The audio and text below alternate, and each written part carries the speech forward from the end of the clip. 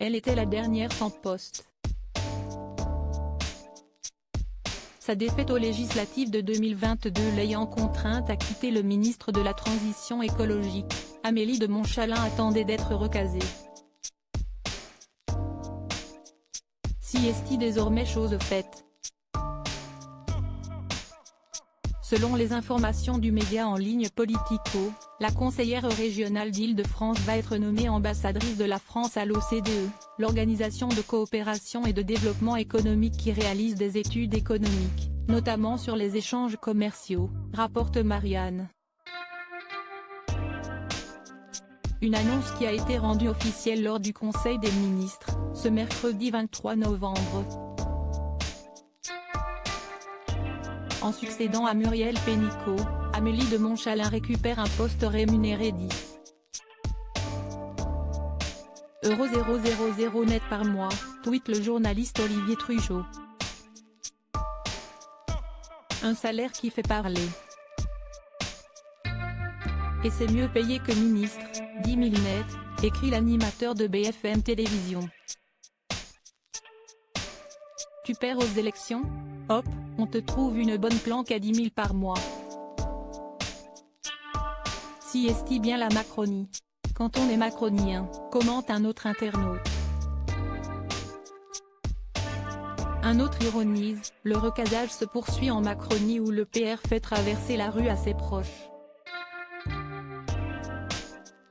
Après sa déroute aux législatives, l'ex-ministre Amélie de Montchalin vient d'être nommée ambassadrice à l'OCDE. Elle est belle la méritocratie, hein ? Réagit-on sur Twitter. Un autre ironise, si est-il ça le passage piéton ? Remaniement d'Emmanuel Macron, découvrez les ministres du gouvernement Borny. La nomination d'Amélie de Montchalin, un signal néfaste et contre-productif avant d'être officialisée. La nomination d'Amélie de Montchalin faisait déjà parler. Rien que l'idée hérisse le poil de nombreux diplomates au ministère.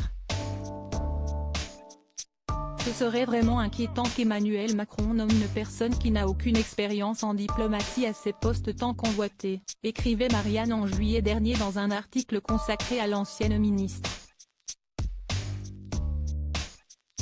Pour certains diplomates, voir Amélie de Montchalin à la tête d'une ambassade serait un signal néfaste et contre-productif sur l'esprit de la réforme.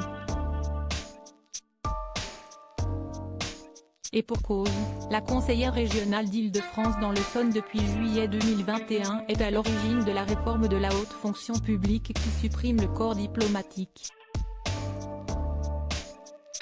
Une source commentait alors à nos confrères, ce serait très surprenant que la principale partisane de la réforme en devienne finalement la bénéficiaire.